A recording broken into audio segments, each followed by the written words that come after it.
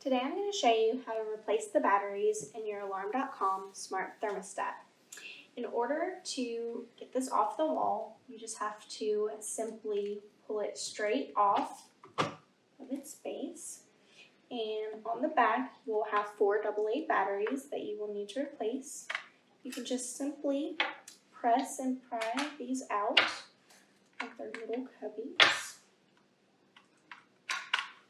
And replace them with 4 new AA batteries.